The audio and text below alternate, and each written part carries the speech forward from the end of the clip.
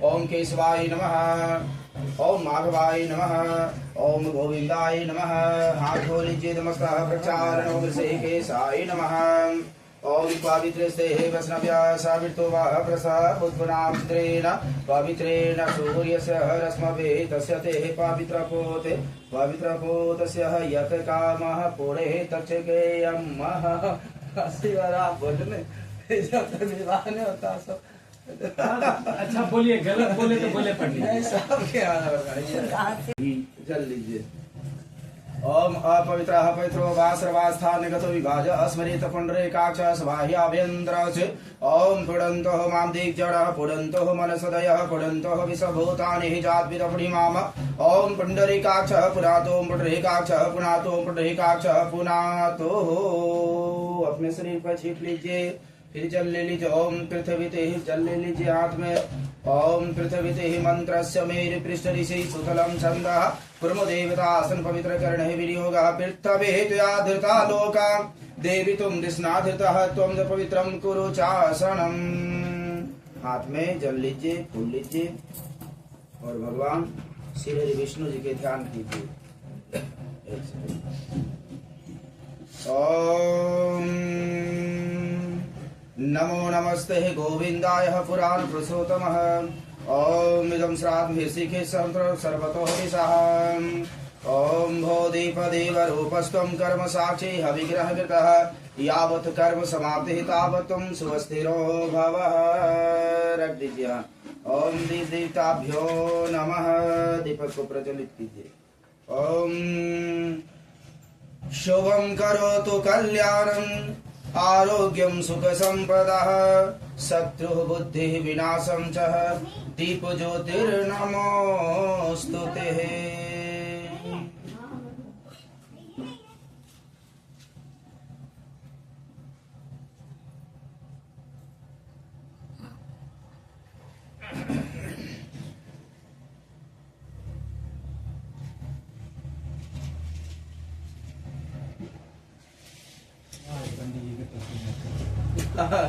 मौसम ठंडा है। जी जी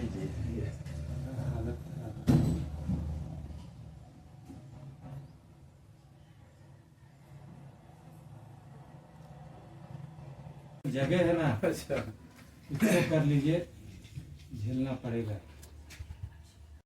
पदे वरोपस्त्वं कर्म साक्षी हविघ्नः कृतः यावत् कर्म समाप्ति तावत् त्वं सुस्थिरो भवः। सर्वोपचारार्थे गन्धात् पुष्पं समर्पयामि दीप देवताभ्यो नमः।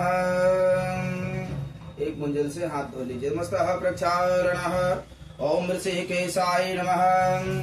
हाथ में लीजिए, जल ले लीजिए और भगवान श्री हरि विष्णु जी से प्रार्थना कर लीजिए।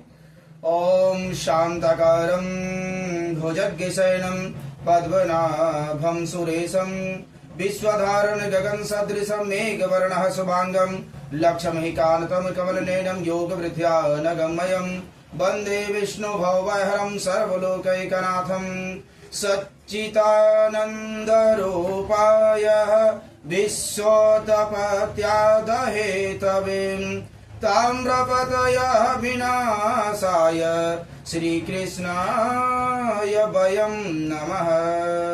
ओम नमो भगवते वासुदेवाय। ध्यानाक्षे पुष्पं समर्पयामि श्री विष्णुवे नमः। श्री नारायणाय नमः। आसन पर रख दीजिए। ओम माल्याद्रिमया हेतानि पुष्पाणि पूजार्थं प्रतिगृह्यतां पुष्पं समर्पयामि विष्णुवे नमः। धूपं दीपं समर्पयामि श्री विष्णुवे नमः। एक कुंजल से हाथ धो लीजिए। मैं प्रक्षालन ओम ऋषिकेशाय नमः। नैवेद्य के भात जे नाभ्या असिदिन्तरिक्षघं शिशरणः ध्यान समवर्ततः पदभ्यां भूमिरधिशः श्रोतान् तथा लोकान् कृपयं नः। एक कुंजल छोड़ दीजिए। नैवेद्यं निवेद्यान्ते आचमन्यं जलं समर्पयामि। एक सिक्का दीजिए। आचमन्यान्ते ताम्बूल पुंगिफ नमः। सद्रव्यं समर्पयामि श्री विष्णुवे नमः। हाथ जोड़ के प्रार्थना कर लीजिए। ओम सशंख चक्रम सकिरीट कुंडलम सपीत वस्त्रम शिरसारोहे क्षणम सहार वक्षस्थल कौस्तुभम श्रियं नमामि विष्णु शिरसा चतुर्भुजम। इदं प्रार्थना पूर्वक नमस्कारं समर्पयामि श्री विष्णु देवताभ्यो नमः। आसन पर रख दीजिए। हाथ में जल अक्षत फूल ले लीजिए। भगवान गरुड़ देवता के ध्यान लगाइए। श्री गरुड़ देवता यहाँ गच्छ इह तिष्ठ मदीयानः पूजानः गृहानः ध्यानाक्षे पुष्पम समर्पयामि श्री गरुड़ाय नमः। आसन पर रख दीजिए। ओम इदं पुष्पाक्षतम समर्पयामि श्री गरुड़ देवताभ्यो नमः। धूप दीप के भाव दे दिए। धूपम दीपम समर्पयामि श्री गरुड़ाय नमः। एक बूंद जल से हाथ को शुद्ध कीजिए। हस्तः प्रक्षालनो बिरसे केशाय नमः। नैवेद्यम निवेदयामि श्री गरुड़ देवताभ्यो नमः। एक बूंद फिर से जल छोड़िए। नैवेद्यम निवेदयामते आचमन्यम जलम समर्पयामि गरुड़ाय नमः। एक सिक्का दे आचमन्यांते तांबूल पुंगिफलमः सद्रव्यम समर्पयामि। हाथ जोड़ के प्रार्थना कर लीजिए। मंगलम भगवान विष्णु मंगलम गरुड़ध्वजः मंगलम पुंडरीकाक्षः मंगलाय तनो हरिः। इदं प्रार्थना पूर्व नमस्कारं समर्पयामि श्री गरुड़ देवताभ्यो नमः। रख दीजिए। हाथ में जल अक्षत फूल ले लीजिए। ध्यान कीजिए। सरस्वती नमस्तोभ्यं वरदे कामरूपिणे विद्यारंभं करिष्यामि सिद्धेर्भवतु सेदुन्ने सदा। इदं ध्यानाक्षे पुष्पं समर्पयामि श्री पुराण पुरुषोत्तमाय नमः। शंखाय नमः गरुड़ाय नमः। धूपम दीपम समर्पयामि श्री गरुड़ देवताभ्यो नमः। पुराण पुरुषोत्तमाय नमः। शंखाय नमः। एक कुंजल से हाथ शुद्ध कीजिए। मस्तः प्रक्षालनो बिरसे केशाय नमः। एक सिक्का दे दक्षिणाहं द्रव्यम समर्पयामि पुराण पुरुषोत्तमाय नमः। शंखाय नमः गरुड़ाय नमः। हाथ जोड़ के प्रार्थना कर लीजिए। शुक्लां ब्रह्मा विचार सार प्रमामाध्यां जगद्व्यापिनी बीना पुस्तक धारिणी भेदां झाढ्याण्डस्य स्फाटि कमालिकां विद्वते पदनासने संस्थिता वन्दे त्वां परमेश्वरी भगवती बुद्धिप्रदां शारदां। महाद्रिपासर बेचतटे रमन्तं सम्पोज्यमानं सततं मुनीन्द्रः सुरः सुरैर्यक्षमहोरगाध केदारमेशं शिवमेकमीडे केदारमेशं शिवमेकमीडे। इदं प्रार्थना पूर्वक नमस्कारं समर्पयामि पुराण पुरुषोत्तमाय नमः। गरुड़ाय नमः। शंखाय नमः। श्री शाम सदा शिवाय नमः। चढ़ा दीजिए। माता जी को प्रणाम कर लीजिए। हाथ में अक्षत फूल ले लीजिए। भगवान नारायण के प्रार्थना कर लीजिए। नारायण से प्रार्थना कर लीजिए।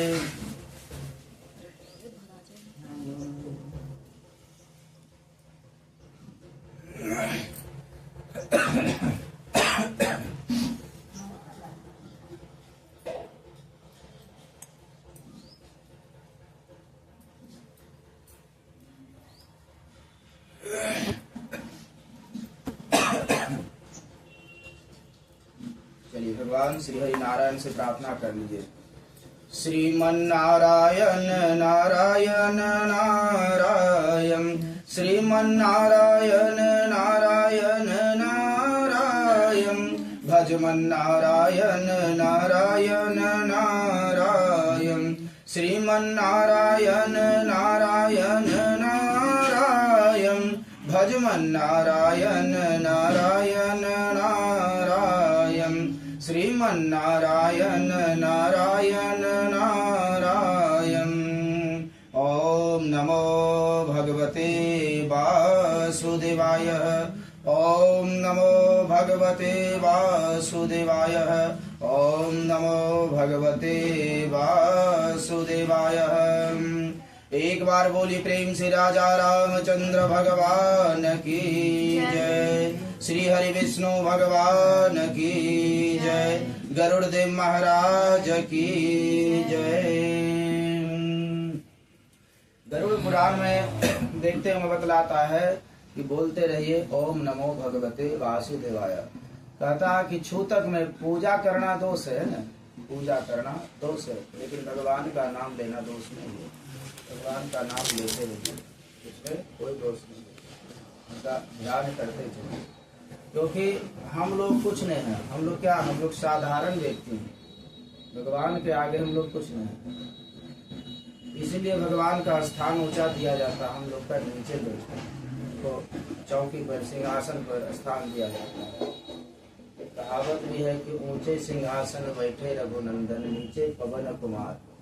पवन कुमार देखते होंगे कि भगवान राम जी जहाँ बैठते थे, बाबा बजरंगबली नीचे बैठते थे। क्यों?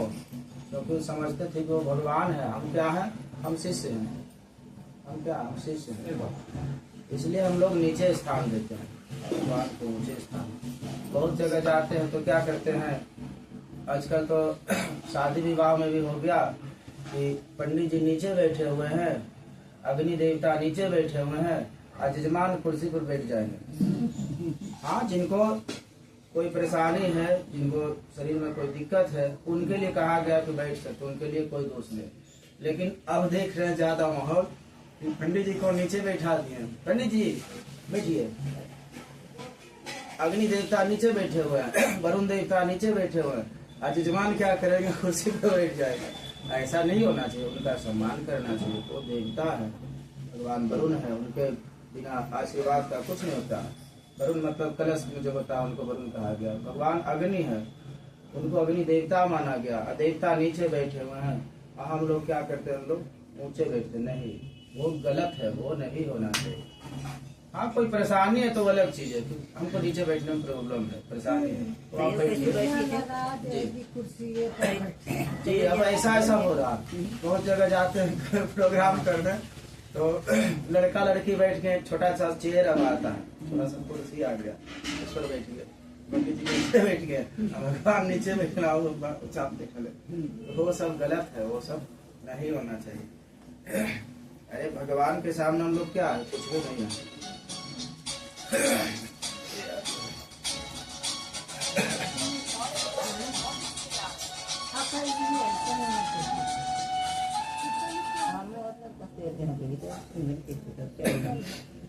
अब प्रेम पूर्वक आप लोग कृपया शांति बनाकर कथा पर ध्यान दे। अतः त्रयोदशोऽध्यायः। गरुड़ जी कहते कि हे प्रभु, सपिंडी क्रम श्राद्ध विधि, सूतक निर्णय, सैयादान, पददान, सामग्री और उनके दान की महिमा मुझसे कहिए।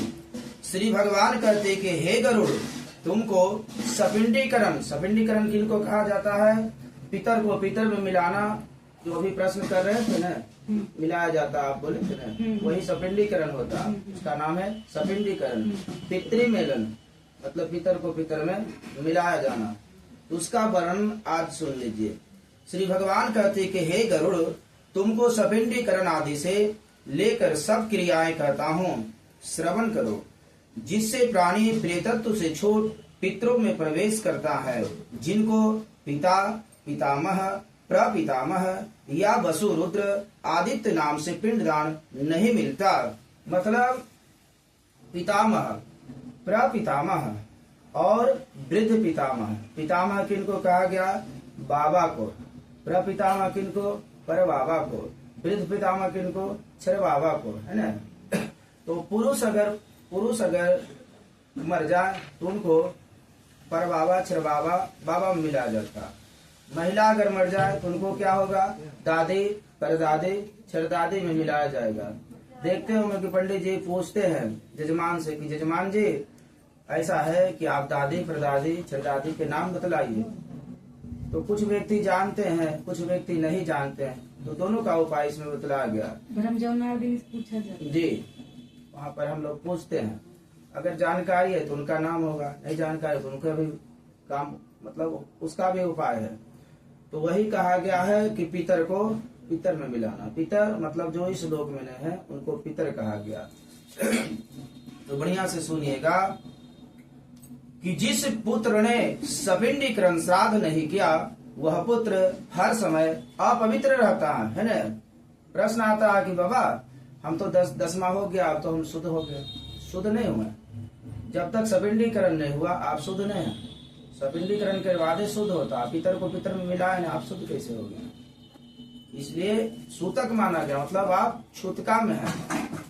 सूतक की निवृत्ति भी नहीं होती, इसलिए सूत दान में पुत्र सपिंडी शरण श्राद्ध अवश्य करे। अब मैं तुमको जिस वर्ण में जैसा सूतक लगेगा वह कहता हूँ। 10 रात्रि में ब्राह्मण, 12 दिन में क्षत्रिय। देखिए आप लोग के 12 दिन में पाक होता है, आप लोग को बता रहा है कि 12 दिन में क्षत्रिय, मतलब 12वां दिन होता है सपिंडीकरण, तब आप पाक हुए, ऐसे पाक नहीं हुए। 15 दिन में वैश्य तथा 1 मास में शूद्र पवित्र होते हैं। कुल के लोगों को 3 रात्रि, कुल मतलब समझ रहे हैं, जैसे देखते हैं ना कि बेटी होगी है ना, तो बेटी के मान ले नैहरों में, तो उनको 3 रात्रि का सुतका माना जाए, इसलिए क्योंकि वो दूसरे कुल में हो गए। जब शादी विवाह होता है तो क्या होता है कि कन्यादान के समय गोत्र जो है बदल दिया जाता है, वर के गोत्र से कन्या को मिलाया जाता है। फलना गोत्र से हम संप्रह दे, मतलब आज से जो है वर के गोत्र में मिला दिया गया, तो आप वहां का नहीं, अब यहाँ का वासी हो गए, तो उनको 3 रात्रि सूतक माना गया। 3 दिन में छूतका, जो सब सुनते हो कि सवासी है 3 दिन में छूतक हो गया, उसी को समझाया गया है कि 3 रात्रि का। गोत्रज को स्नान मात्र से सूतक होता है। 4 पीढ़ी में 10 रात्रि का, 5वीं पीढ़ी में 6 रात्रि का, 6ठी पीढ़ी में 4 रात्रि का और 7वीं पीढ़ी में 3 दिन का सूतक होता है। 8वीं पीढ़ी में 1 दिन, 9वीं पीढ़ी में 2 प्रहर का, 10वीं पीढ़ी में केवल स्नान मात्र का ही सूतक होता है। देशांतर गया हो और उसका मरणा शौच संबंधी समाचार मिलता है तो 10 दिन के जितने दिन बचे हैं उतने समय के लिए सूतक लगेगा। मतलब कि अब मान ले कोई प्राणी आज गुजर गया और हमको सूचना नहीं आया, मान ले 5 दिन बाद आया, तो ये नहीं कि उस दिन से 10 दिन जोड़ा जाएगा, 5 दिन में आपका हो गया, क्योंकि 5 दिन तो निकल गया। अरे आपने आ गया, अब मोबाइल के जमाना आ गया, पहले क्या टेलीग्राम जाएगा, चिट्ठी जाएगा, तब नहीं लोग सुनते थे, तब नहीं। अब आप लोग तो ये सब देखने की बताना क्या, अब नहीं मोबाइल से तुरंत हाँ फोन हो गया, देखिए ऐसा ऐसा हो गया, पहले ये सब सिस्टम कहा था। किसी की मृत्यु की खबर 10 दिन बाद साल भर के भीतर सुने तो 3 रात्रि में पवित्र हो जाता है। अगर साल भर भी बाद आया तो क्या होगा, क्या होगा, मान लिया हम नहीं जान रहे, अब जान गए, तो क्या करना है, सिर्फ मुंडन करा लीजिए, नहा लीजिए, हो गया, सूतक समाप्त हो गया, क्योंकि उनका काम क्रिया तो ही है गया। 1 साल बीत जाने पर समाचार मिले तो स्नान मात्र से शुद्धि हो जाती है। किसी को पूर्व से सूतक है, तदंतर दूसरा सूतक प्राप्त हो जाए तो पहले जो मरा है उसके सूतक से तृतीय सूतक की निवृत्ति हो जाएगी। जिसके दांत नहीं आए हैं उसकी मृत्यु होने पर उनका स्नान मात्र से चौल कर्म पर्यंत 1 रात्रि में, यज्ञ पवित्र के पूर्व 3 रात्रि में और यज्ञ पवित्र होने के बाद 10 रात्रि का सूतक होता है। जन्म में 27 मास के अंदर कन्या मृत हो जाए तो उसकी स्नान मात्र से शुद्धि होती है। ऐसा सब वर्णों में जाने। जिस कन्या का वाग्दान नहीं हुआ उस कन्या का 1 दिन का सूतक, सगाई होने के बाद 3 रात्रि का सूतक लगता है और वाक्य दान होने पर दोनों पक्ष में 3 दिन का सूतक लगता है। विवाह होने के बाद स्वामी पक्ष में सूतक लगता है। मतलब समझ रहे हैं ना, ससुराल में सूतक माना जाएगा, संपूर्ण सूतक हो गया, नैहर में 3 रात्रि बताया। यदि किसी स्त्री का 6 महीने के अंदर गर्भपात हो गया हो और उतने मास का परिकरण सूतक ही निवृत्ति करे, स्वजान असौच माताओं को लगता है, होने पर शपिंडीकरण नहीं होगा। जनना शौच में और मरना शौच में सब वर्णों को 10 दिन का सूतक होता है। ऐसा कलयुग में शास्त्र का निर्णय है।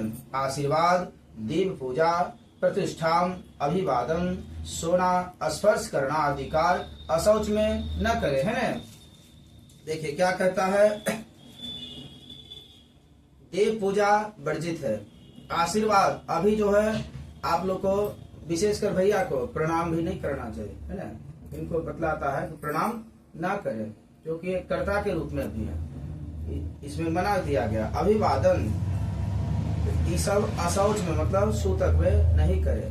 दान पुण्य जैसे होता है वही बतलाते हैं कि कोई पंडित जी को भोजन, कोई साधु महात्मा को, ये सब भी आपको नहीं करना, ये सब वर्जित है, उससे पाप लगता है, इसलिए ये सब वर्जित माना गया सूतक में। अब नहीं मानिएगा वो तो आपका सोच है, मानना नहीं मानना। संध्यादान, जप होम, पितृतर्पण, ब्राह्मण भोजन आदि सूतक में न करे। जो लोग नित्य नैमित्तिक काम कर्मों में सूतक में करते हैं उनके किए हुए सब कर्म नाश हो जाते हैं, इसलिए ये सब वर्जित है। व्रत आदि करने वाले महामंत्र जापी को श्री साग्री होते हैं, ब्रह्मानिष्ठ यति राजा इन सब को सूतक नहीं लगता। विवाह, यज्ञ, उत्सव इनके आरंभ होने पर जनना शौच और मरना शौच आ जाए तब अशौच व प्रवृत्ति पूर्व बने हुए भोजन करने में कोई दोष नहीं है। अब प्रश्न ऐसा आता कि मान ले विवाह न था गया, है ना, मड़वा गड़ा गया, वंशरोपण हो गया और मान ली छूतक आ जाए, तो इसमें बतलाता है कि विवाह जो नहीं रुकेगा, विवाह नहीं रुकेगा, क्योंकि वो प्रक्रिया हो चुका है। खाना भी जो है अपवित्र नहीं हुआ, वो भी शुद्ध है, वो भी खाने योग्य। भले अगला आदमी माने कि छुतका हो गया नहीं खाएंगे, लेकिन ग्रंथ बतलाता है कि छूतक में वो खाएंगे, क्योंकि वंशरोपण हो चुका है। ऐसा ऐसा प्रश्न सुने होंगे, देखे होंगे, इस सब में वर्जित नहीं है। अब आदमी का तो सोच है, बहुत सा सोच ऐसा, जो कहानी कुछ और है और सोच कुछ और रहा, तो ये सब वर्जित है। किंतु देने वाले को पाप लगता है। जो दाता सूतक को गुप्त रखकर ब्राह्मण को दान देता है, और देखिए इसमें बताता है कि जो दाता मतलब जो देने वाले हैं वो सूतक को मतलब छुतका में गुप्त रखकर ब्राह्मण को दान दे, साधु संत को दान दे, तो उनको दोष लगता है, पाप लगता है। और ब्राह्मण भी, अगर ब्राह्मण जान रहे कि जजमान के यहाँ छुतका है और हम ले रहे हैं, उनसे दान ले रहे हैं, तो ब्राह्मण को भी पाप लगता है। इसलिए सूतक में ये सब वर्जित माना गया है। इसलिए सूतक शुद्धि में पिता का सपिंडीकरण श्राद्ध करे, उससे वे पितृगणों के साथ पितृलोक में चले जाते हैं। 12वें दिन त्रय पक्ष में 6 महीने में या 1 वर्ष होने पर सपिंडीकरण श्राद्ध करे। पहले क्या था, पहले 1 साल जो था ना, 1 साल कोई काम नहीं होता था, समझे ना, 1 साल मतलब काम नहीं होता था जी, 1 साल ही मना हो जाता था। अब सोचिए 1 साल में मान ले फिर कहीं, अरे गोतिया समाज तो होगे करते लंबा, अब मान ले फिर कोई समस्या आ गया तो फिर नहीं होगा शुभ का, फिर समस्या आ गया फिर तो शुभ होगा कैसे, तो उसको 12 दिन में बदला गया। 12 दिन में देखते होंगे, अभी इनको टीका चंदन नहीं लगा रहे है ना, हाथ में कलावा मौली सूता नहीं बांध रहे। इनको कब होगा, बरखी के दिन होगा। बरखी के दिन देखते होंगे कि मान ली उजला भी कपड़ा है ना, तो उसमें थोड़ा सा रोड़ी या हल्दी लगा दिया जाता है। रोड़ी या हल्दी देखते होंगे, गमछी में धोती में थोड़ा सा लगा दिया गया। बरखी के दिन टीका होता है, हाथ में कलावा बांधा जाता है, मतलब अब जो है आप शुद्ध हो गए, अब आप शुद्ध हो गए। इसलिए अभी छूतक में इनको नहीं हो रहा, वो सब देखते होंगे, आप लोग ध्यान दीजिएगा। ये सब भी मान लिया कोई पंडित जी करा रहे हैं तो गलत करा रहे हैं। मान लिया कोई जिनको जानकारी नहीं है, अब इनको टीका लगा दिए, मौली सूता बांध दिए, तो वहाँ पंडित जी गलत है, यजमान नहीं जान रहे, आप तो जान रहे हैं, छूतक में आप कैसे करा दिए। आचमनी आदि से विश्व देवा का पूजन करे, भूमि में बिकर पिंड दे, हाथ का प्रक्षालन कर आचमन करे। पितामह, प्रपितामह और वृद्ध प्रपितामह इन तीनों को वसु, रुद्र, अर्क इस अनुक्रम में 3 पिंड दे। चतुर्थ पिंड मृतक को दे। चतुर्थ पिंड मृतक को मतलब एक हो गया, अब जैसे चाची, तो एक चाची का हो जाएगा, फिर उनके सास का, फिर उनके सास का, उनके सास का, मतलब मृतक प्राणी दादी, परदादी और छरदादी सबको एक पिंड में मिलाना हुआ, उसी को सपिंडीकरण कहा गया है। स्वर्ण सलाका कुशा से प्रेत पिंड का 3 हिस्सा कर उन भागों में पितामह 3 पिंड दे। हे गरुड़, यदि माता मर जाए तो उसका भी पिंड मिलन इसी प्रकार करे। माता आदि को पितामही, प्रपितामही और वृद्ध पितामही मतलब इस नाम से दिया जाता है। इस संस्कृत बात हुआ पितामह। देखे भीष्म पितामह जो थे, है ना, पितामह नहीं कहते थे, पितामह। पितामह क्यों कहते थे, क्योंकि वो सबका बाबा लगते थे, इसलिए उनको पितामह कहा गया, नाम तो भीष्म था। अब सबके रिश्ते में बाबा थे तो भीष्म पितामह, लोग भीष्म पितामह जानता, भीष्म कम नहीं जानता, पितामह सबके बाबा लगते थे। और उनको इच्छा मृत्यु का वरदान था, जब वो चाहते जब मरते, बिना उनका चाहने से नहीं मरते, इसलिए इच्छा मृत्यु तब देखते। सैयादान, सैया पर लेटे हुए थे, पितामह को देखे होंगे कि सैया पर, बानों की सैया पर लेटे हुए। लेकिन जब सूर्य उत्तरायण होंगे, है ना, अभी उत्तरायण है, अभी जो वर्तमान में उत्तरायण है, देख रहे हैं 7 विवाह हो रहा, अभी दक्षिणायन है, अभी बहुत शुभ है। ऐसे तो जन्म और मृत्यु सब भगवान के हाथ में है, सब भीष्म पितामह नहीं है कि इच्छा मृत्यु का वरदान प्राप्ति है कि जब हम चाहेंगे तभी मरेंगे। लेकिन कहा गया कि जो उत्तरायण में मरते हैं वो समझिए कोई इच्छा पुण्य की, समझे, जो उत्तरायण में मरे, अभी उत्तरायण चल रहा है। उसके बाद दक्षिणायन हो जाते हैं, तो देखते होंगे दक्षिणायन आ जाते हैं तो देखते होंगे शादी विवाह बंद हो जाता है, क्योंकि सूर्य दक्ष। अब जो जब गुरु अस्त हो गए, गुरु जब गुरु क्या है, गुरु मान लिए जागे रहेंगे तब ना आशीर्वाद देंगे। अब गुरु सो गए तो आशीर्वाद कौन देंगे, आशीर्वाद कौन देंगे। उसी तरह होता है सूर्य उत्तरायण और चंद्र दक्षिणायन। हम लोग संकल्प में कराते हैं नाम से देव, यह मेरा मत है, पिता के मरने के बाद यदि पितामह जीवित हो तब पितामही आदि नाम से 3 पिंड दे, उनमें पिता के पिंड का 3 भाग मिला दे। वैसे माता के मरने पर यदि पितामही जीवित हो तो पितृवत मातृ श्राद्ध करे और पितामह के स्थान पत्र विष्णु नामोच्चारण का पिंड रखे। पितामही के स्थान पर महालक्ष्मी के नाम का उच्चारण करके पिंड रखकर दोनों पिंड में मिलावे। सपिंडीकरण कर्म अपुत्र का पति करे, पर उसका सपिंडीकरण उसकी सास आदि के साथ होना चाहिए। एक अंत मत के अनुसार विधवा स्त्री का सपिंडीकरण पति ससुर और वृद्ध ससुर आदि के साथ करे। हे गरुड़, यह मेरा मत नहीं है, अर्थात स्त्रियों को स्त्रियों के साथ और पुरुषों को पुरुषों के साथ सपिंडीकरण करे। विधवा स्त्री का सपिंडीकरण पति के साथ होना चाहिए। यदि स्त्री को पति के साथ दाह क्रिया हुई हो तो ससुर आदि के पिंड के साथ सपिंडीकरण 3 मध्य में करे। एक ही चिता पर माता पिता का दाह संस्कार करने पर एक ही पुत्र प्रथम पिता के निमृत पिंड आदि कर स्नान मात्र से सपिंडीकरण करे और पुनः स्नान करे। जो स्त्री 10 दिन के भीतर अग्नि में जलकर सती हो जाए उस स्त्री का सपिंडीकरण सैयादानी स्वामी के दिन के साथ हो। हे गरुड़, सपिंडीकरण पितृगण मंत्रों का स्वाहाकार उच्चारण करे।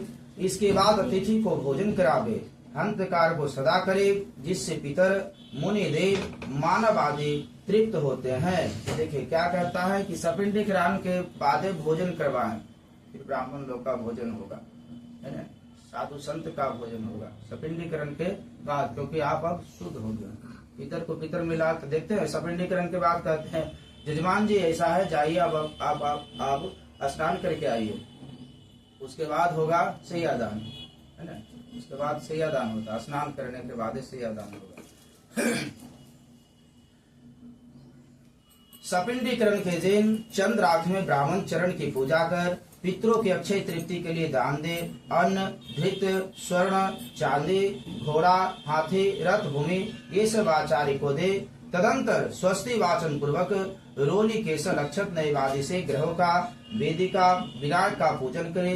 आचार मंत्रों से विवेक कर रक्षा सूत्र अपने दाहिने हाथ में बंधवा यजमान को दाएं हाथ में रक्षा बांधे। पुनः हाथ में अक्षत दे विसर्जन करे। तदंतर नाना प्रकार के मिष्ठान से ब्राह्मणों को भोजन कराकर दक्षिणा मोदक सहित जल से पूर्ण 12 घड़े दे। अनुक्रम से ब्राह्मण जल स्पर्श, क्षत्रिय आयुध स्पर्श, वैश्य चाबुक का, शूद्र दंड स्पर्श करे तो पवित्र हो जाते हैं। इस प्रकार सपिंडीकरण कर कर्ता पूर्व पहने हुए वस्त्रों का त्याग कर सफेद वस्त्र पहन सैयादान करे। सैयादान की इंद्रादि देवता प्रशंसा करते हैं, इसलिए मरने पर तथा जीवित रहने पर भी सैयादान अवश्य करे। सुंदर काष्ठ की सैया हो, अच्छे बेल बूटे रेशमी सूत से हो, सुशोभित करे। मतलब सैयादान भी जो है ऐसा नहीं कि टूटा फूटा दे दे, जो आपसे बने वही दीजिए। ऐसा नहीं कि दीवाने पलंग दान कर देंगे। जो आपका सामर्थ्य है वही दीजिए, लेकिन बढ़िया दीजिए। नहीं कि टूटल फूटल। एक जगह यही अपने गांव में ही करा रहे थे सैयदन करा रहे हैं। आज जैसे जजमान ऐसे सुने पंडित जी बोले कि जजमान जी प्रणाम कीजिए भगवान विष्णु लक्ष्मी। तो सैया था टूटा हुआ, तो टूट गया नीचे, ऐसे हो गया सैया। अपने गांव में बतला रहे हैं, नाम क्या ले खराब लगता है। सैया मतलब फोल्डिंग का था, फोल्डिंग था टूटा हुआ, और उनको मना किया कि ये तो पूरा टूटा हुआ है, तो दूध कराइए न, सब ठीक है। और जब सैया पर सामग्री मान ले आप लोग दान उन देते हैं, तो दान वाला चीज धरा है ना। जी वजन बढ़ गया। जजमान को कहे प्रणाम कीजिए, सैया टूटा हुआ था, जैसे सैया ऐसे किया सैया हो गया ऐसे, समझे ना? टूटा हुआ था उसमें वजन गया, अब प्रणाम किया था वैसे सैया। तो वो सब नहीं होना। जो देना है बढ़िया दीजिए, नहीं देना है नहीं दीजिए, सीधा सीधे नहीं दीजिए। ऐसा थोड़ी है कि पंडित जी आशीर्वाद जी अपने गाँव में ये सब नहीं होना चाहिए। सब मन का बतला रहे हैं, उदाहरण दे रहे हैं, उससे अच्छा मत दीजिए। टूटा फूटा क्यों दे रहे हैं? सही बात है। श्राद्ध में देखिए पहले बतलाए थे कि श्राद्ध में अपवित्र चीज नहीं दान करना। ये नहीं कि समझ रहे हैं कि श्राद्ध है तो कुछ भी उठा के दे दे, नहीं। इस श्राद्ध भी एक जग है। श्राद्ध क्या है? बहुत बड़ा जग है। हम लोग माता पिता का कर्जदार हैं, माता पिता का हम लोग कर्जदार हैं। जो वो किए वो हम लोग नहीं कर सकते, सीधा सीधे। जो वो कष्ट है हम लोग नहीं कर सकते। हम लोग 10 दिन 12 दिन 2 महीना वो भी आ जाएंगे, लेकिन माता पिता क्या होते बेचारे, कोई भी हो, वो तो खुद अपने आप जब माता पिता बनता है तब लोगों को समझ में आता है कि सही में वो कष्ट किए होंगे। 9 महीना पेट में रखे, छोटा थे तो पले बढ़े, उनको खिलाए पिलाए बड़ा किए। पिता जिंदगी भर कमा के हमारे लिए बुढ़ापा तक भी सोचता है कि मेरा बच्चा कोई दुख नहीं हो, कोई भी माता पिता। तो उनका समझिए हम लोग ऋणी हैं, कर्जदार हैं। तो कह रहा कि अगर देना है तो बढ़िया दे, नहीं तो नहीं दे। ऐसी सैया पर कोमल सफेद रुई से भरा हुआ गद्दा, उसके ऊपर तकिए दे, उस पर सफेद वस्त्र ढका हुआ, उसके ऊपर सुगंधित पुष्प स्थापित हो, रेशम के डोरे से बंधी हुई, आनंद को देने वाली ऐसा सैया को तैयार कर भूमि पर बिछा ले। उस सैया पर छत्र, मच्छरदानी, रुपया, दियट, चामर, आसन, भोजन के बर्तन, झाड़ी, कलश, शीशा, पंच रंग का चंदवा, अन्य सभी कार्य आने वाली सब उनके चारों ओर अपने अपने स्थान पर रख दे। अब उस सैया के अनुसार आभूषण, आयुध, वस्त्र के सहित लक्ष्मी विष्णु की स्वर्ण की मूर्ति स्थापित करें। तदंतर सौभाग्यवती स्त्री की अगर सैया हो तो काजल, इंगूर, रोली, केसर, वस्त्र, आभूषण आदि सब दान दे।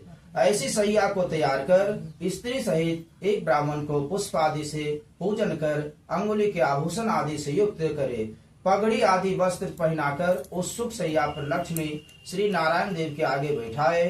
तदंतर कुमकुम पुष्प आदि से हरि और लक्ष्मी का पूजन कर लोकपालों तथा ग्रहों का, देवी का, गणेश जी का पूजन करे। उत्तराभिमुख से कुसुम ब्राह्मण को समक्ष मंत्र, हे कृष्ण, जैसे तुम्हारी सैया क्षीर समुद्र में सब काल में है, वैसे वह मेरी सैया जन्म जन्म में सूनी ना रहे।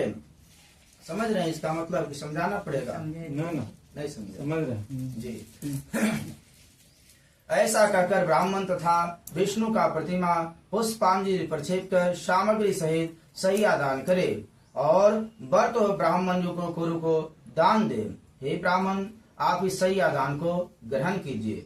तब ब्राह्मण इस मंत्र का उच्चारण करके सैया ग्रहण करे। इसके बाद सैया पर स्थित ब्राह्मण को लक्ष्मी नारायण की प्रतिमा को हिलाए, नमस्कार करे, प्रदक्षिणा करे। यदि घर में पर्याप्त संपन्नता हो तो समस्त सामग्री सहित अति रमणीय सैया को दान दे। यदि सामर्थ्य हो तो मकान भी दान करे। मतलब आपको जो सामर्थ्य है वो कीजिए। मान ली नहीं सामर्थ्य है तो ऐसा नहीं है, जो आपको शक्ति है वही दीजिए जी। ऐसा नहीं है, समझ गए ना? विशेष समझाना कि आप लोग खुद समझदार हैं। अब हमारा लग रहा कि 100 रुपया है, हम 500 खर्च करें, ऐसा भी नहीं है। अरे आप लोग खुश रहिएगा तभी अगला दिन दीजिए। कुछ समझाइए सरकार, ये जी। नहीं बूढ़ी होली नहीं, आपको नहीं बोले चाची। नहीं सभ्य तो करे। जी जी। सभ्य समझा। हाँ, नहीं समझे, ऐसे मान ली सीधा सीधे। लगले हमसे अनपढ़ ही है। नहीं चाची ऐसा नहीं बोले, अरे पढ़ल के वो नहीं कालियन सरकार अपने के नहीं कर रही, अपने में अपना में कर रही कि हम सब ये सब बराबर नहीं सुन रही समझे। कहने का मतलब हुआ कि ऐसा नहीं है कि आपके पास 100 रुपया है आप 500 खर्च दिए हैं। परेशानी माफी करिएगा, आपको जो सामर्थ्य वही कीजिए। दुनिया क्या कहेगा वो नहीं देखना, हमको क्या करना वो देखना, सीधा सीधे। एगो हमरे बेटी को उतना नहीं 5 लाख रखने सब में क्रिकेट कूद के दे न कर दे। यदि घर में पर्याप्त संपन्नता हो तो समस्त सामग्री सहित अति रमणीय सैया का दान दे। यदि सामर्थ्य न हो तो नहीं दे। जीवन में अपने हाथ में सैयादान वितोषक करने से रुचि हो तो पर्व दिन में करे। एक सैया एक ही ब्राह्मण को दे, विभाग न करे। सुपात्र ब्राह्मण को सैयादान देने से इंद्रिय फल की प्राप्ति होती है। मतलब सैयादान भी कहता है कि कुपात्र ब्राह्मण को न दे। कुपात्र और सुपात्र मतलब समझ रहे हैं, समझ रहे हैं। दान देने वाले के पिता इस लोक में और परलोक में निसंदेह प्रसन्न होते। सैयादान के प्रभाव से स्वर्ग आदि लोक मिलता है। अप्सरा समुदाय से सेवित सुंदर विमान पर बैठकर प्रलय पर्यंत दुख सहित को स्वर्ग लोक में वास करता है। मतलब ये क्या है, ये समझिए लास्ट प्रक्रिया हो गया। इनके बाद क्या है, इनके बाद कुछ नहीं है। जो प्राणी चले गए ये लास्ट मानिएगा। अब क्या है, जैसे 16 श्रृंगार होता है उसी तरह 16 श्राद्ध कहा गया, खोड़स श्राद्ध कहा गया। ये समझिए लास्ट हो गया उनका। इनके बाद क्या है, इनके बाद सिर्फ यादों में बसे होते हैं। इनके बाद क्या, यादों में बसे, फिर क्या दर्शन दे रहे हैं। सब तीर्थों में पर्व दिन में तिथियों में जो पुण्य होता है उससे भी अधिक पुण्य सैयादान से होता है। इसलिए सैयादान कर पददान करे। अब मैं पददान के विषय में कहता हूँ। छत्र, जूता, वस्त्र, अंगूठे, कमंडल, आसन, पंचपात्र ये 7 वस्तुएं पद कही गए हैं। दंड, ताम्रपत्र, कच्चा अन्न, पत्रवा, अर्ध, यज्ञ उपवीत मिलाकर पद की संपूर्णता होती है। इस प्रकार यथाशक्ति 13 पे पर ब्राह्मणों को ब्राह्मण को दान दे और इस पद दान से धार्मिक जन सदगति को प्राप्ति होती है और यम मार्ग में जाने वाले प्राणियों के लिए पद दान सुख को देने वाला है। यम मार्ग में प्राणियों को धूप लगने से बड़ा कष्ट होता है। यदि छाता दान करे तो उसके सिर पर छाया होती है।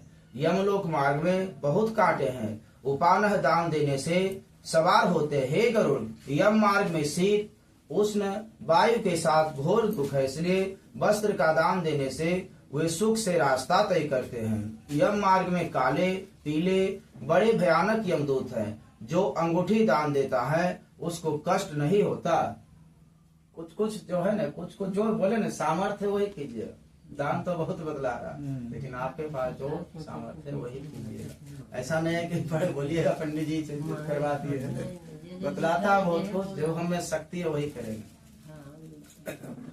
मरे हुए के निर्मित तांबे का जल पात्र दान देता है, उसको 1000 प्रपादन का फल की निश्चित होती है। आसन, सुंदर प्रकार के भोजन ब्राह्मणों को जो दान देता है वह यम मार्ग में आनंद से धीरे धीरे दिया हुआ पाथे का भक्षण कर हुआ चला जाता है। इस प्रकार सपिंडीकरण दिन में सब विधि दान कर बहुत से ब्राह्मणों को तथा चांडाली को भी भोजन कराए। उस दिन ब्राह्मण का भी भोजन कराए। मान लीजिए कोई गरीब दुखिया भी आ गया है ना, उनको भी भोजन करा दिए। ऐसा नहीं उनको भगा दीजिए, है ना, उनको भी करा दीजिए। उस दिन किन्हीं को नहीं बोलना है कि आप भोजन नहीं कीजिए।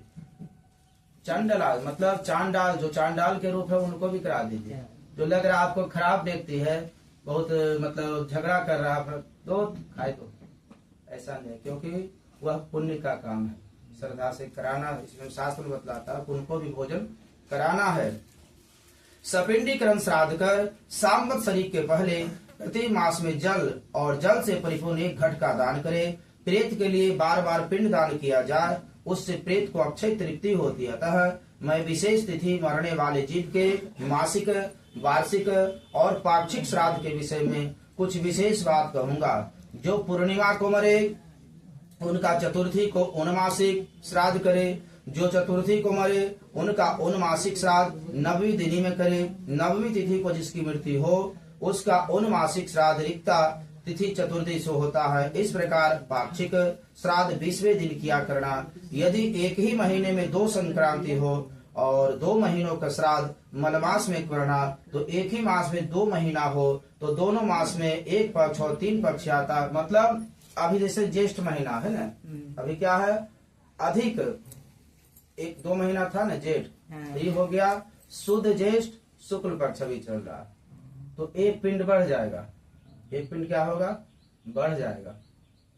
अब कुछ मान लिए सब जगह जजमान देखते होंगे कि 14 को लगा दिए, अभी एगो बढ़ जाएगा। तो जजमान प्रश्न करते हैं कि बाबा जो एक पिंड एगो ज्यादा लिख दिए हैं, तो लिखने का कारण ही है क्योंकि ये अधिक मास हो गया। अंग्रेजी महीना 12 है लेकिन हिंदी महीना हम लोग 1 महीना बढ़ गया। कुछ जजमान सवाल करते हैं कि बाबा वनवास में पूजा पाठ नहीं करना चाहिए, लेकिन शास्त्र बताता है कि मलमास में और ज्यादा पूजा पाठ कीजिए, है ना, वो और फल होता है। क्योंकि वो विष्णु का महीना 1 महीना जो है ना, पुरुषोत्तम मास कहा गया, उसमें और फल होता है। जितना दान पुण्य कीजिए वो और फल होता है। आदमी सीधे कहता है सब तो देवी देवता राजगीर चल गए। अरे राजगीर नहीं गए, भगवान कहाँ जाते, कहीं नहीं जाते। अब गणेश पूजा आते, गणेश जी को विसर्जन किए तो थोड़ी गणेश जी अब नहीं आवेंगे, फिर आवेंगे, वो कभी नहीं जाते। माता पिता मान ले इस लोक में नहीं है, परलोक में है, तो परलोक में क्या हो, बाल बच्चा को नहीं देखते, वो भी आशीर्वाद देते, कभी नहीं मनाते हैं। तो उसी तरह भगवान है। तो इसलिए एक महीना बढ़ा तो 1 पिंड बढ़ा दिया जाएगा। यह शास्त्रों का निर्णय है। पुरुषोत्तम मास जो अधिक मास में पहले महीने से मर जाए उनका वार्षिक और मासिक श्राद्ध तिथि को पूर्वाहन में करे और दूसरे महीने में मरणार्थ अपराहन में करे, किंतु जिस तिथि को मृत्यु हुई है वही ग्रहण करे। हे गरुड़, यदि अधिक मास में मृत्यु हो गई हो तो उसका भी सपिंडीकरण श्राद्ध मासिक प्रथम वार्षिक श्राद्ध करना चाहिए। उसमें संवत्सर मध्य में अधिक मास प्राप्त हो तो 13 मास के बाद प्रेत का वार्षिक श्राद्ध होगा। असंक्रांति पिंड रहित श्राद्ध, इस तरह संवत्सर पूर्ण होने पर वार्षिक श्राद्ध करे, उससे भी विशेषकर ब्राह्मण भोजन कराए। मतलब देखते होंगे कि एकादशा हो गया, द्वादशा हो गया, अब बरखी के दिन 1 पिंड फिर पड़ता है, तो क्या होता है 1 साल के पिंड दिया जाए, उसी को कहता है सांवत्सरिक। सांवत्सरिक मतलब 1 साल, सांवत्सरिक श्राद्ध, उसी के बारे में बतला रहा है। जो सब पिंड एक वो पड़ता है बरखी के दिन, उसी के बारे में बतला रहा कि 1 पिंड अवश्य दे दें। तीर्थ श्राद्ध, गया श्राद्ध, गज छाया योग, योग आदि ग्रहण में किया जाने वाले पितृ श्राद्ध वर्ष मध्य में करे। हे गरुड़, पुत्र को चाहिए वह संवत्सर बाद भी गया श्राद्ध करे। गया श्राद्ध करने मात्र से भव सागर से पितर मुक्त होकर गदाधर के अनुग्रह से उत्तम गति की प्राप्ति होती है। गया में विष्णुपद तीर्थ में तुलसी मंजरी से विष्णु वादुका का पूजन कर गयादि तीर्थ में यथाक्रम से पिंड दान करे। जो गया सिर में समीपत्र प्रमाण से पिंड दान करता है उसके 7 पीढ़ी और 100 कुल का उद्धार होता है। जो गया में श्राद्ध करे उसका जन्म सफल है, उसमें पितर प्रसन्न होते हैं। हे गरुड़, इस विषय में एक कथा कहता हूँ। कलाप नागर में उपवन में पितरों ने मनुपुत्र इक्ष्वाकु राजा से वह गाथा कही थी। क्या हमारे वंश में सब इक्ष्वाकु, इक्ष्वाकु कौन थे? राजा राम जी के जो है ना उनका वंशज थे। राम जी के वंशज इक्ष्वाकु, उन्हीं का वंशज। और आप लोग, हम लोग क्या हैं? अरे आप लोग भी उन्हीं का वंशज, क्षत्रिय तो उन्हीं का वंशज मानिए। तो पहले गोत्र अलग हो सकते हैं लेकिन उससे क्या है तो वही। भगवान क्या था, भगवान मनुष्य अवतार में आए थे हम लोग को दिखाने के लिए। तो पहले वही किए थे, गया श्राद्ध वही किए थे। जब वो किए तो लोग जाने, वो नहीं कह रहा है, हम समझ रहे हैं, जान रहे हैं। कहने का मतलब हुआ कि अरे क्षत्रिय वो भी थे, क्षत्रिय आप वही आया ना पहले, क्षत्रिय वो भी थे, क्षत्रिय आप भी हैं, वो समझा रहे हैं। हे गरुड़, इस प्रकार जो पितरों की क्रिया करता है वह जीवन मुक्त होता है। जिस प्रकार भारद्वाज जी ने पुत्र किए, भारद्वाज के 7 पुत्र थे। गौ हत्या करने के पाप से 7 जन्म तक पाप भोग किया। पितृभक्ति के प्रभाव से मुक्त करे। हे सात पुत्र, दशार्ण देश में व्याघ्र, काल जनित मृग, शरदूप में चक्रवात पक्षी, मानसरोवर में हंस हुए, फिर कुरुक्षेत्र में वेद प्रार्थी ब्राह्मण हुए। सब पितरों में श्रद्धा करने से जीवन मुक्त हो गए, इसलिए जीव पितरों में भक्ति रखे, क्योंकि इह लोक में और परलोक में पितृभक्ति करने से सुख मिलता है। हे गरुड़, अधर्म देहिक मैंने सब तुमसे कहा, यह पुत्र की इच्छा परिपूर्ण करने वाले और पिता को मुक्ति देने वाला है। निर्धन मनुष्य इस कथा को सुनकर पापों से मुक्त हो जाता है तथा दान देने वाले का फल मिलता है। जो कोई मेरे कथानुसार श्राद्ध दान आदि करे, गरुड़ पुराण को सुनेगा, उनसे जो फल होगा वह अब कहता हूँ, श्रवण करो। पिता, गरुड़ पुराण का क्या फल है वो बता रहा। पिता प्रसन्न होकर सतपुत्र देते हैं। पितामह, पितामह मतलब बाबा, पितामह प्रसन्न होकर गोधन देते हैं। प्रपितामह मतलब पर बाबा प्रसन्न होकर उसे बहुत प्रकार की धन संपत्ति प्रदत्त करते हैं। और वृद्ध प्रपितामह मतलब क्षर बाबा प्रसन्न होकर उनके तरह अन्न आदि देते हैं। सब पितर श्राद्ध द्वारा तृप्त होकर पुत्र की इच्छित कार्य सिद्ध कर धर्म मार्ग में और धर्मराज मंदिर को जाते हैं। वहाँ धर्मराज की सभा में परम आदर से स्थित होते हैं। सूत जी कहते हैं, इस प्रकार भगवान श्री हरि विष्णु ने औधर्मदेहिक संबंधी दानादि विधि तथा महात्म्य कहा, जिसको सुनकर गरुड़ बहुत प्रसन्न हुए। अतः 13वां अध्याय समाप्तः।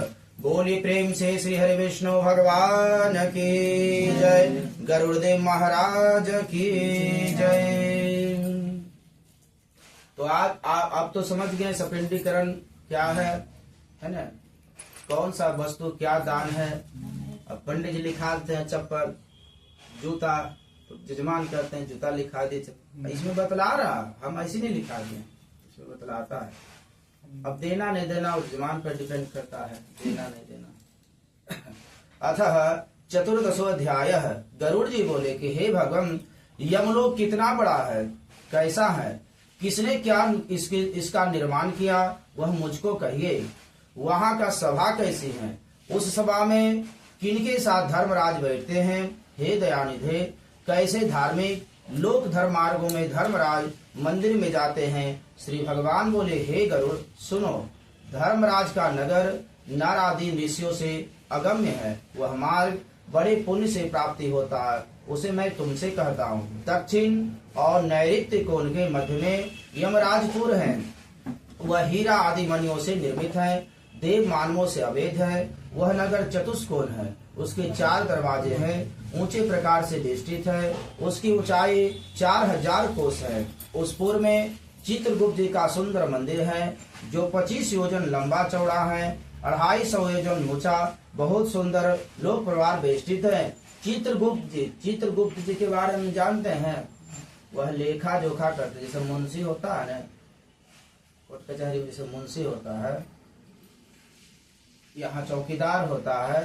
कि मान ली गांव में कुछ हुआ तो थाना को सूचना दे देगा, गांव में ऐसे हुआ। उसी तरह चित्रगुप्त जी हैं, उनका क्या काम है, सबका लेखा जोखा देखना। और वहाँ जो है हम लोग भले जाने में अनजाने में कुछ गलत कर दिए, लेकिन वहाँ जो है नहीं चलेगा। यहाँ भले मान ले हम बलवान है तो आपको दबा देगा, चुप रहिए, वहाँ नहीं चलेगा। वहाँ सब एक समान है।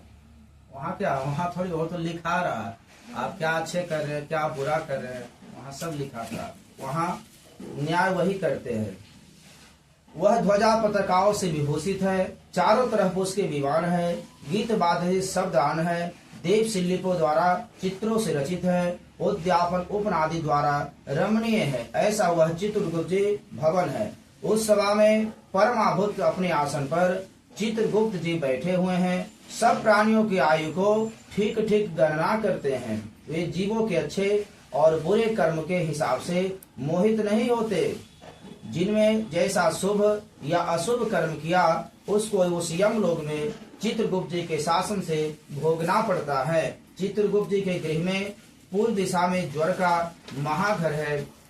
उनके गृह के दक्षिण दिशा में शूल रोग, मकड़ी रोग, विस्फोटक रोगों के गृह हैं। पश्चिम दिशा में कालपास, अजीर्ण, अरुचि का गृह है। उत्तर दिशा में राजरोग, पांडु रोग का गृह है। ईशान कोण में सिर के रोग हैं। अग्नि कोण में मूर्छा रोग हैं। नैऋत्य कोण में अतिसार, वायव्य कोण में शीत ज्वर, दाह ज्वर हैं। इस प्रकार चित्रगुप्त जी का भवन अनेक व्याधियों से बेष्टित है।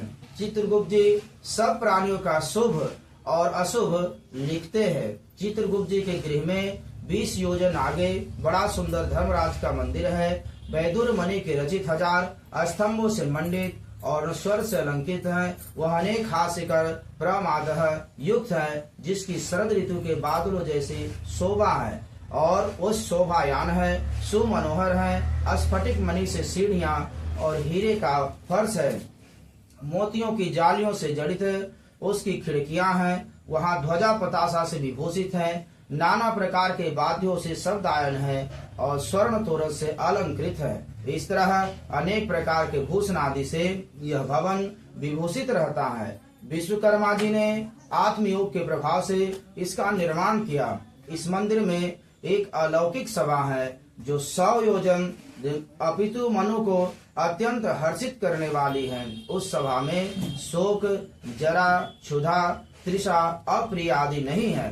उस सभा में देवताओं और मनुष्यों की सभी इच्छाएं पूर्ण रहती है। वहाँ सभी प्रकार के रस सहित खाद्य एवं पेय पदार्थ परिपूर्ण है। वहाँ मधुर, शीतल तथा उष्ण जल में उपलब्ध है। हे गरुड़, वहाँ किसी को भी व्यथा नहीं होती। सभी के इच्छा अनुकूल सभा है, जिनको बहुत समय तक तपस्या कर विश्वकर्मा जी ने रचा है। उग्र तपस्वी, सुव्रती, सत्यव्रती, शांत स्वरूप सन्यासी सिद्ध, पवित्र कर्म करने वाले ऐसे जीव वहाँ जाते हैं। सब प्राणी पर प्रकाशन देह युक्त हैं। वे वस्त्र अलंकार से सुशोभित हैं तथा स्व मार्ग पुण्य में वहाँ विराजमान रहते हैं। उस सभा के मध्य में अनुपम सिंहासन में धर्मराज विराजमान रहते हैं। उनके कर्ण कुंडल में शोभायान, सिर पर अमूल्य शीत में और कांति हैं। हाथों में पंखा लेकर अप्सराएं उन्हें हवा करती हैं और गंधर्वों का झुंड, अप्सराओं का समूह गीत और नृत्य से धर्मराज की सेवा करता है। पास हाथ में लिए हुए मृत्यु और बलवान काल तथा विचित्र आकृति वाले चित्रगुप्त से धर्मराज सेवित है। अन्य भयानक दंड दिए हुए, आपके कथयानुसार चलने वाले, आपके तुल्य बल वाले और नाना प्रकार की सुभटों में व्यापक है। हे गरुड़, अग्निवाम, सोमम, उष्णप, स्वदवान, बहिष इत्यादि पितर, उनके मूर्त और अमूर्त सब आसथी हैं। अर्मादि पितृगण एवं अन्य मूर्तिवान पितर दूसरे आंगिरस मुनीश्वरों के साथ धर्मराज की सेवा करते हैं। अत्रि, वशिष्ठ, पुलह, दक्ष, क्रतो, अंगिरा, परशुराम, भृगु, पुलस्त, अगस्त, नारद, ये ऋषि अन्य भी बहुत ऋषिगण धर्मराज की सभा में हैं। उनके नामों का कर्मों की गणना नहीं की जा सकती। धर्मशास्त्र की व्याख्या से निर्गोतन ब्रह्मा की आज्ञा से धर्मराज की सेवा करते हैं। सभा में बहुत से सूर्यवंशी और चंद्रवंशी तथा धर्मराज की सेवा करते हैं। मनु, दिलीप, मानधता, सगर, भागीरथ, अम्बरीश, अरंध, मुचुकुंद, निभि, पृथु, याति, दुष्यंत, शिबी, नल, भरत, शांतनु, पांडु, सहस्त्रार्जुन और राजा श्री जो बड़े पवित्र कीर्तिवान यज्ञ कर चुके हैं, वे धर्मराज के सभासद में हैं। मतलब ये सब कोई बढ़िया काम किए तो वो वहाँ गए। धर्मराज जहाँ है, कुछ अच्छे कर्म किए तो वहाँ गए। जैसे होता है आदमी बहुत अच्छे से पढ़ा लिखा, कुछ बढ़िया मेहनत किया तो बढ़िया मुकाम पर है। कुछ व्यक्ति नहीं किया जैसे तैसे है तो कर्म तो है ही है। अब यहाँ खेत है, यहाँ धान गेहूं हम लगेबे नहीं करे, 3-4 महीना में जाके कहे अब चलिए काटिए जी, तो कैसे होगा? तो ये सब बतलाता है। हे गरुड़, ऐसी वह धर्मराज की सभा है जिसे दक्षिण मार्ग में यमलोक के पापी पुरुष नहीं देख सकते। धर्मराजपुर में जाने के लिए 4 भाग हैं। उसमें पापियों का गमन मैंने पूर्व कहा। पूर्व आदि 3 मास में धर्म मंदिर गए। पुण्य आदि किस रीति से गए उनको सुने। पूर्व मार्ग सभी प्रकार के सांसारिक वस्तुओं से संबंधित परिजात वृक्ष की छाया से आच्छादित एवं रत्न मंडित है। वह मार्ग अनेक विमानों से व्याप्त, हंस और पक्षियों से शोभित, विदुर बगीचों से व्यापक और अमृतमय मल से सुशोभित है। इस मार्ग में ब्रह्मांड से पुनित, राजश्री, विद्याधर, मोहरग आदि जाते हैं। देवताओं की आराधना करने वाले, शिव भक्ति में तत्पर रहने वाले, वर्षा ऋतु में वैराग्य आदि महापुरुष आ गए हैं। उनका दान मान से सत्कार करने वाले, दुखी पुरुषों को मधुर वाणी कहने वाला, रहने को जगह देने वाला, सत्य धर्म में, रत क्रोध में सहित माता पिता की भक्ति में रत, गुरु सेवा करने वाले, भूमि दान देने वाला, घर दान देने वाला, गोदान देने वाला, विद्या दान देने वाला, पुराण को बांचने तथा सुनने वाला, वेद पुराण का पारायण, ये सभी अन्य पवित्र एवं शुद्ध निर्मल पुरुष भी पूर्व द्वार से धर्मराज की सभा में जाते हैं। दूसरा मार्ग उत्तर दिशा का है। जी जी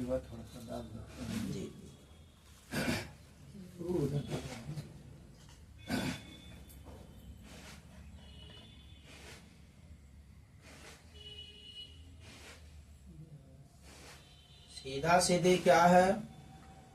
100 बात का एक जवाब कि अच्छे कर्म कीजिए, यही हो गया।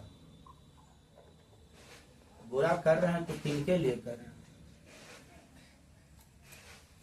अच्छे कर्म कर रहे हैं तो लोग का भी अच्छा रहा, प्लस हमारा भी अच्छा रहा। अब बुरा कर रहे हैं तो हो सके लोगों का अच्छा हो जाए, मेरा तो बुरा ही हो जाएगा। मेरा क्या हुआ, फल क्या मिला?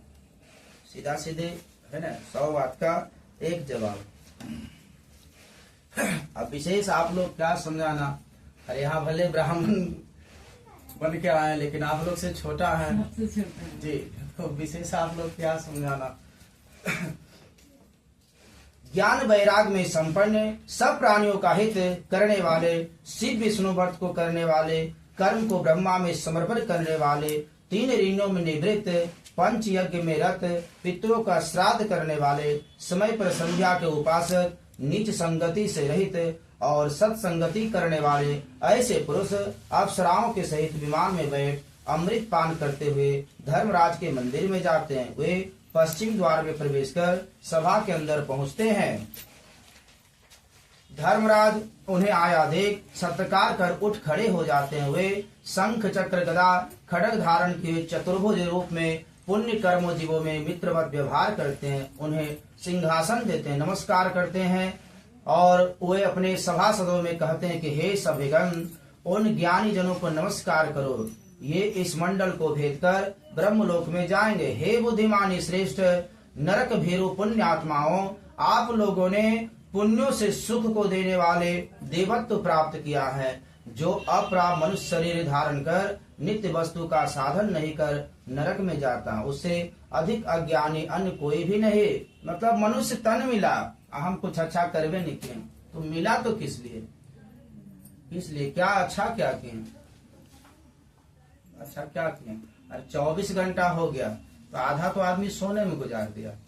24 घंटा में 12 घंटा 10 घंटा 8 घंटा तो सोने में, अब बचा 12 घंटा 14 घंटा, तो उसमें भी तो कुछ अच्छा कर दें। क्या भाई, आधा तो जिंदगी सोने में इंसान को लग जाता, अब आधा बचा, अब आधा में भी आप खाली कुछ करिए नहीं। मनुष्य सही बात है, भले आप लोग को नहीं विश्वास हो, लेकिन हम लोग कुछ अच्छे कर्म किए होंगे तब मनुष्य तन पाए, और मनुष्य तन पाए और इसमें भी अगर कुछ अच्छा नहीं किए तो बेकार है। जीव जंतु पेड़ पौधा उनको कितना कष्ट है, तो समझिएगा उनके बारे में, तब समझ में आएगा। उनके बारे में जानिए। पेड़ पौधा धूप में बेचारा खड़ा, हम लोग के एसी कूलर पंखा चाहिए, उनको क्या धूप में भी छाँव में भी बरसात में भी। जीव जंतु इसी तरह। तो कहता मनुष्य तन अगर पाए और कुछ अच्छे नहीं किए तो किस लिए मनुष्य तन? भगवान भी सोचेंगे क्या कि इनको भेजे इंसान बनाकर और यहाँ कुछ किए नहीं, मनुष्य के देह दिए कुछ किए नहीं। मनुष्य कितना सुंदर है, मन से भी सुंदर होना चाहिए, तन से भी सुंदर होना चाहिए, वचन से भी सुंदर होना चाहिए। ऐसा नहीं खाली मनुष्य तन मिला और कुछ नहीं किए, कुछ कीजिए।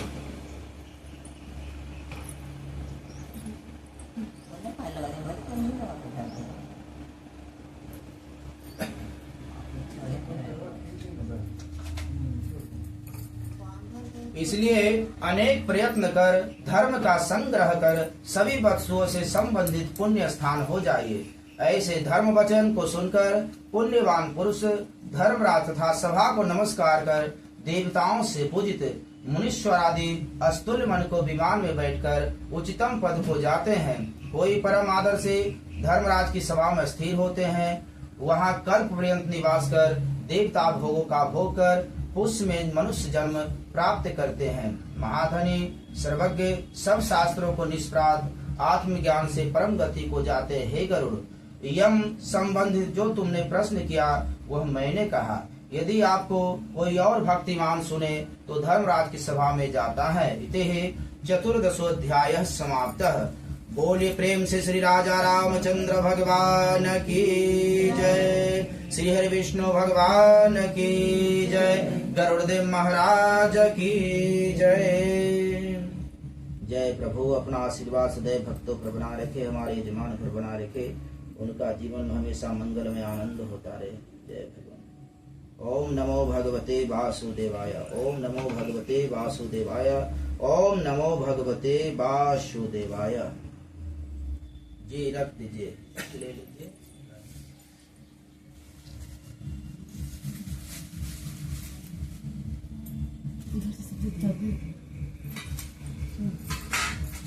मिला है फिर ना मिलेगा कभी नहीं।